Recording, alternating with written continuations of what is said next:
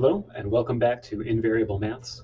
We're actually going to do something different today because I remembered that the whole purpose of this YouTube series that I'm doing, I don't want to be doing lectures.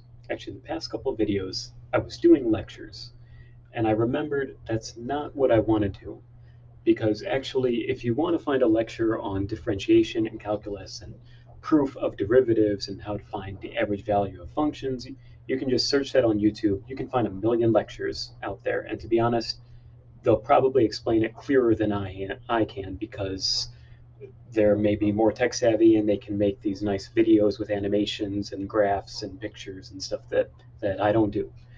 What I really wanted this channel to be was a problem walkthrough channel. So I solve problems, you solve them along with me, and you see my thought process through the problem. So if there's a particular technique with math or with, in this case, with calculus that maybe you're struggling with, you can see somebody solving it and see how they do it, and that can help you to improve. So today, this is just going to be problem walkthroughs. I'm going to choose out of my textbook that I have here 10 different examples of functions where they're asking for the derivative, and I will give you an opportunity. You can pause the video, go ahead and try to solve it yourself, and then you're going to see me solve it. I'll do 10 today, maybe I'll do another 10 tomorrow, and so on and so on. So let's get started. So this is on rules for differentiating functions.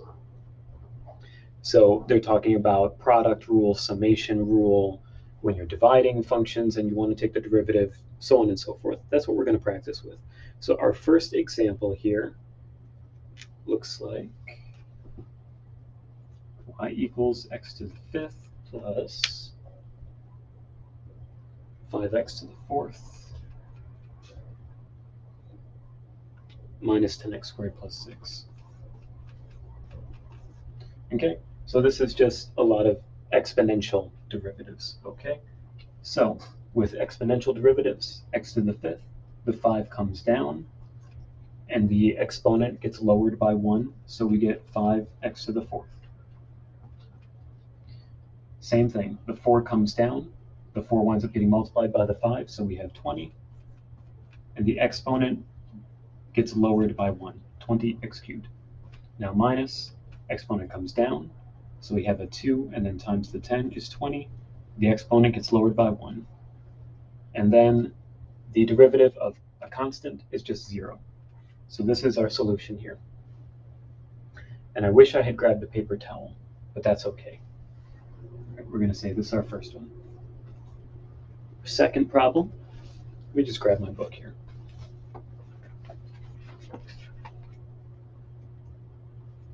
Y equals 3x to the 1/2 minus x to the 3/2 plus 2x to the negative 1/2. So this problem, they're making you work. They're making you work on these half exponents. And I notice a lot of people struggle with these, but this is good practice. I encourage you, again, pause it right here, go ahead and try to solve it yourself, and then watch me solve it. Okay, so the exponent comes down, so we have 1/2, it'll be multiplied by the 3, which gives us 3/2. Now the exponent gets lowered by 1. What's 1/2 minus 1? It's like 1/2 minus 2/2. You get negative 1/2. So negative 1/2. Now same thing here. The 3/2 comes down. The exponent gets lowered by 1. The 3/2 minus 1, 3/2 minus 2/2 is just 1/2. Now again, exponent comes down. Now be careful here because this is a negative exponent. So that means we also, so I shouldn't have been hasty and made a plus sign, because it'll actually be negative 1/2 times 2, which is negative 1. And then the exponent gets lowered by 1. Negative 1/2 minus 1, or negative 1/2 minus 2/2 is negative 3/2. And there's our answer.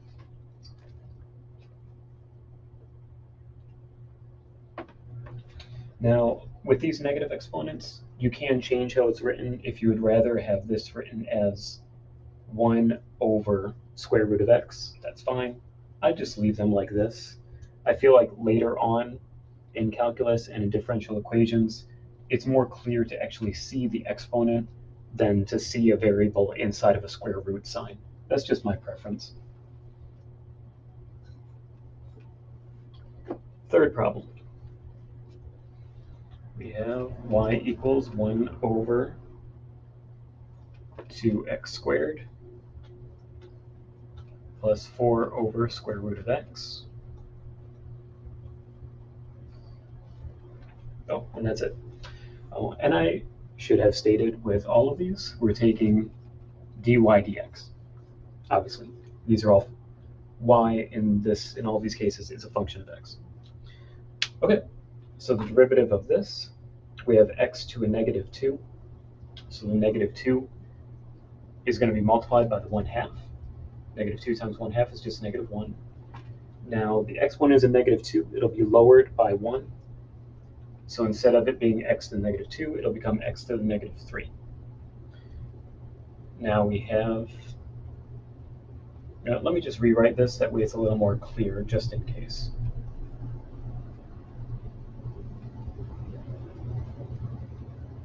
That way it's more clear what I'm talking about. The negative 2 winds up being multiplied by this 2, which makes a negative 1. So we have a negative, and the negative 2 comes down by 1, so negative 3. Now we have this negative 1/2 would be multiplied by the 4, which becomes negative 2. And the 1/2 gets lowered by 1. So negative 1/2 minus 1 is negative 3/2. Okay, next problem. Square root y equals square root 2x plus 2 square root x.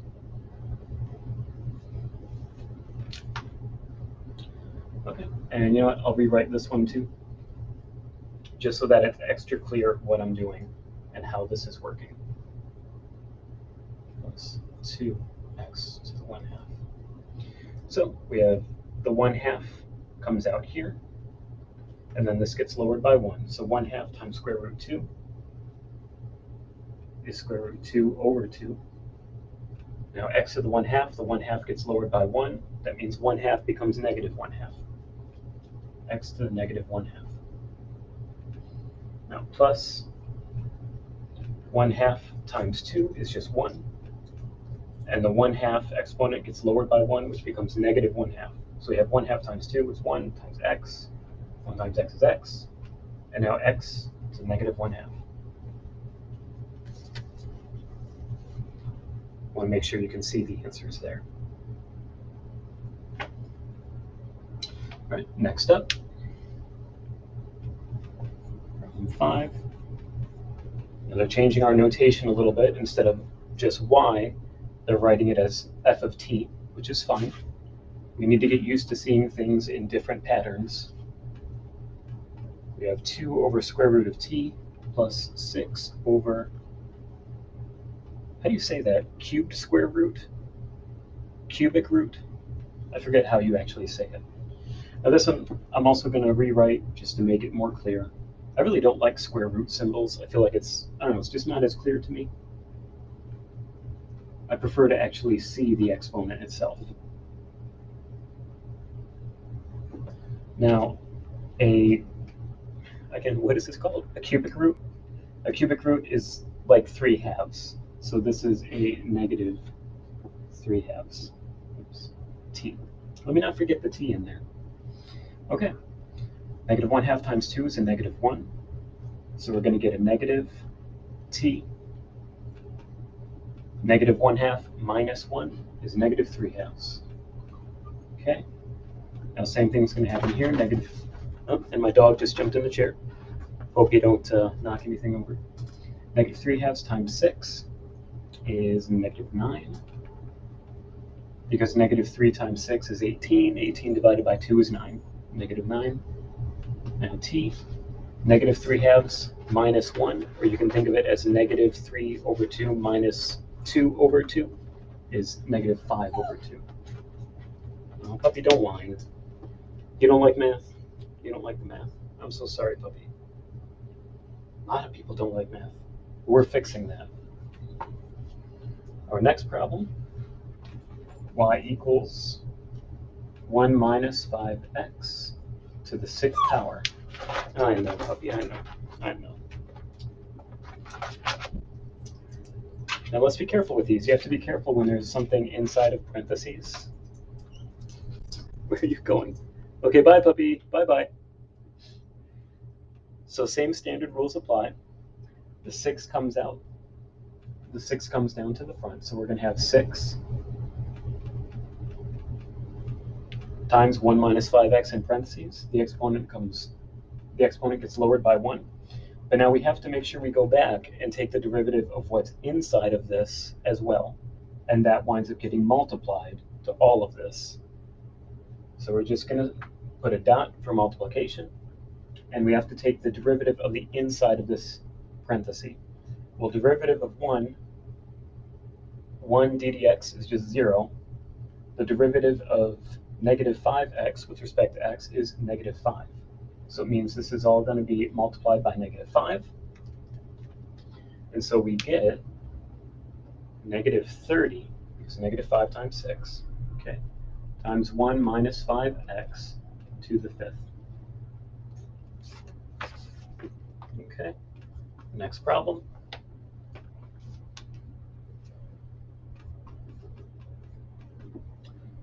F of x equals 3x minus x cubed plus 1. And it's all to the 4th power. Okay. This equals, the 4 comes down. Then everything in the parentheses gets lowered by 1 exponent. So we'll have the same parenthesis, the same content inside the parentheses, but the exponent gets lowered by 1. So now it's going to be cubed. But now remember, we have to go back and multiply this by the derivative of what's inside of the parentheses. So I'm going to put a little multiplication dot there. And what we're going to have, the derivative with respect to x of 3x is 3. Now the derivative with respect to x of negative x cubed is going to be negative 3x squared. So this times this, that's our solution. We don't need to rewrite it. Just my opinion. Yeah, no, you don't need to rewrite it.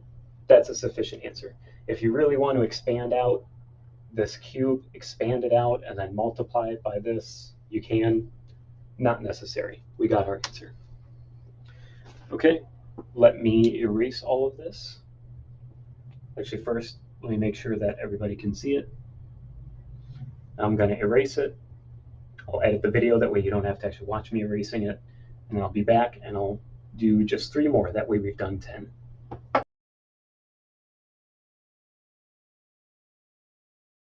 All right, thank you for your patience. Next one, problem number 8. We have y equals,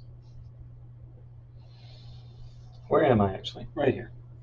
3 plus 4x minus x squared times 1/2. Go ahead and pause the video and try to solve it yourself. Okay, I hope you tried it. Here's what we get. The 1/2 is going to come down into the outside. We'll have everything inside the parentheses. Then the exponent gets lowered by 1. 1/2 minus 1 is negative 1/2. Now all of this is going to be multiplied by the derivative of the inside of the parentheses. The derivative of 3 is 0. Derivative of 4x with respect to x is 4. The derivative of negative x squared is negative 2x. There's our answer. Again, you don't need to simplify this anyway. I would say, well, you could do 1/2 times the contents of this parenthesis. Actually, you know what? Why don't I just do that? All right, so what we'll have is 3 plus 4x minus x squared to the negative 1/2, and then times 2 minus x, because you would have 1/2 times 4, 1/2 times 2. Next problem, We're only doing two more. That's right here. This one instead is theta. Theta equals 3r plus 2 divided by 2r plus 3. So now instead, this is not a function y of x, this is a function theta of r. So we're taking the derivative of theta with respect to r. Now this is the quotient rule. We have two functions of the same variable, two functions of r, one is being divided by the other, and we have to take the derivative. Now I'm not going to lie, I always forget the order of doing things with the quotient rule. I'm going to actually show you two ways of doing the quotient rule. The other way that I do, I believe it's easier, but that's just personal preference. Let me write a quick note over here, because like I said, I always forget the order of operations with quotient rule. So I know it's, I have to write it out in order to remember it. This winds up being last with dyx, so it's y dx minus x. Wait, nope, see, this is what I'm talking about. I got it backwards. It would be x dy minus y dx over x squared. Okay, but first I'm going to show you a trick that I learned how to solve quotient rule problems. Instead, we're going to say, let's take the natural logarithm of both sides. Okay, so we have natural logarithm of theta is equal to natural logarithm of 3r plus 2 divided by 2r plus 3. Now, what's the rule when you take natural logarithm of something that's being divided? It just becomes natural log of the top minus natural log of the bottom. So we get natural log of 3r plus 2 minus natural log of 2r plus 3. So now, let's take the derivative of both sides. So this side, we differentiate with respect to theta. This side, we're going to differentiate with respect to r. And you'll see a little trick that happens. So what's d d theta of natural log theta? It becomes d theta over theta. Now, it's easier to take the derivatives of these. Okay, so what's the derivative with respect to r of this and of this? Well, the derivative with respect to r of natural log 3r over 2 is 3r over 2 goes on the bottom, and we take the derivative of this and we put it on top. So the derivative of 3r is just 3. Make sure that's an r there. Now, minus, that goes on bottom. The derivative of 2r is 2. So far, what you would actually do, really to be technical, is you have dr. Let me make sure I'm writing things out clearly. Okay, so now, what's d theta dr? Because really that's what we were looking for in the initial problem, is d theta dr. Well, we multiply all of this by theta, and we divide all of it by dr. So what we get, d theta dr equals theta times all of this. So theta times 3 over 3r plus 2 minus 2 over 2r plus 3. And what was theta? Theta was this. So I actually need to kind of squat down a little bit in order to keep on writing. It's a problem when you have such a low ceiling. So d theta dr equals theta, which was this, 3r plus 2 over 2r plus 3 times 3 over 3r plus 2 minus 2 over 2r plus 3. And that's our answer. Actually, let's go ahead and multiply this through. That way we get our more specific answer. So we get 3 over, because these two cancel, we get 3 over 2r plus 3 minus 2 times 3r plus 2 is 6r plus 4 divided by, this just winds up being squared, 2r plus 3 squared. Okay, that's the way, a little trick that I learned for doing quotient rule with derivatives. You take the natural log of both sides, and then because of the rule for natural logs, when you have something inside the parentheses of a natural log that's being divided, it turns into natural log of the top minus natural log of the bottom. Then you do implicit differentiation of both sides. So dd theta of natural log is d theta over theta. And then you differentiate this side with respect to r, which gave us this, 3dr over 3r plus 2 minus 2dr over 2r plus 3. And now you take all of this and multiply it by your original function, multiply it by theta. So we got theta times this, and then you multiply it through, we got our answer. I believe that's easier. That's just my opinion. I think a lot of people don't like that, though. So I'm going to go back and solve it this way. And you're going to see we get the same answer.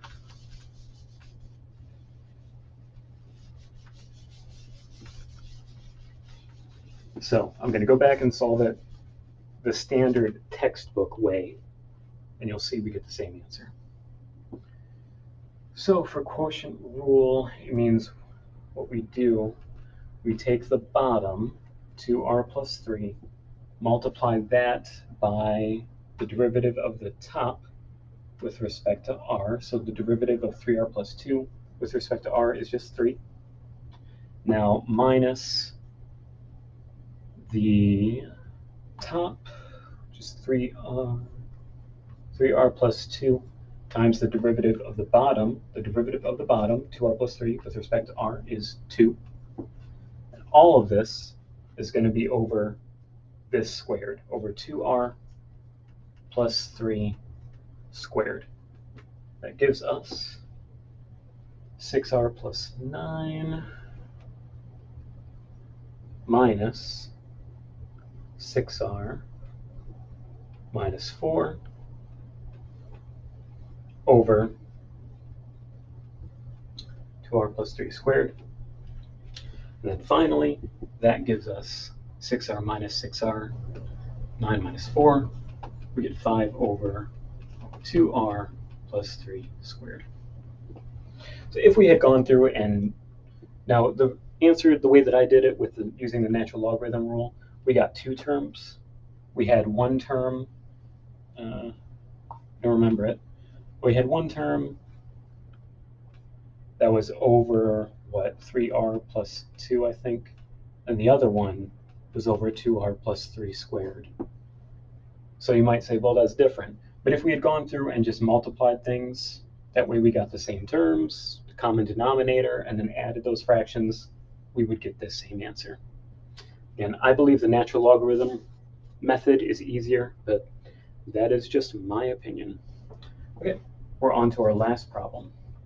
Problem 10. Let me get down here. We have y equals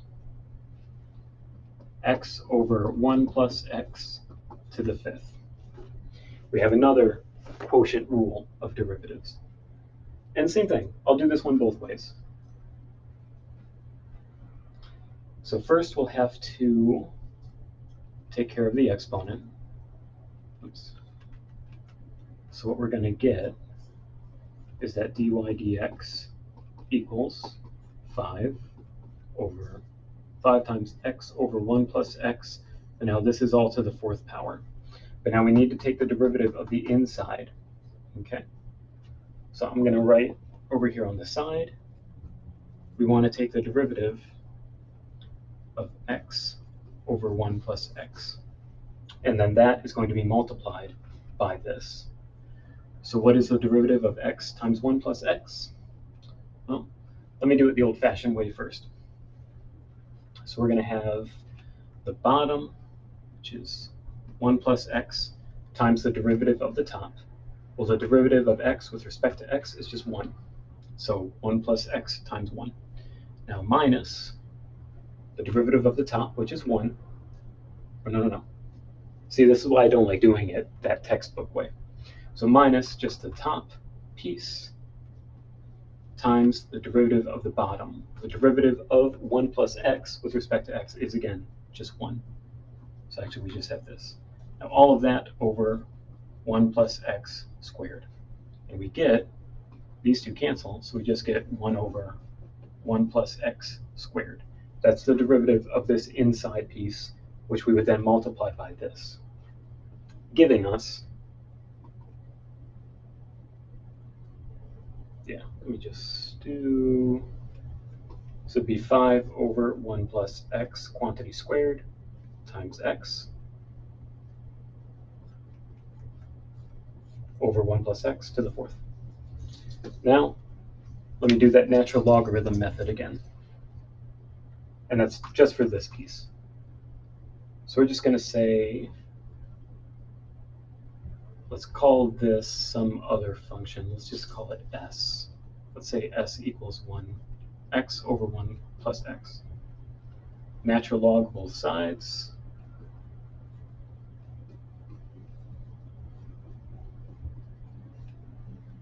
Take the derivative of both sides. We get ds over s equals natural log of x is dx over x minus natural log of this would be dx over 1 plus x. Now, multiply by s and divide by dx. Make sure everybody can see there. I'm having to really squat out of the camera. So we get ds dx would equal s, which was this function, x over 1 plus x, times what's left here, which is 1 over x minus 1 over 1 plus x. Okay. Multiply these through. What we get is 1 over 1 plus x. X times 1 over 1 plus x times this is just going to be a minus x. Oh, my dog is back. What you doing, puppy? Interesting. Now, let's multiply both. Puppy, what are you doing? Go away, go away. Times 1 plus x over 1 plus x. And that would give us 1 plus x squared over 1 plus x minus x, which would just be 1. So it actually gives us the same result as doing it the textbook way. Okay. So anyways, back to our, now that we've figured out the derivative of the inside of this, remember we have to multiply that times this piece. So it's just going to be, and we already did that. So 5 over 1 plus x squared times x over 1 plus x, all to the fourth. That's the answer to this final problem. And that's it for today. We did 10 derivatives. Next time, we'll do 10 more. See you then.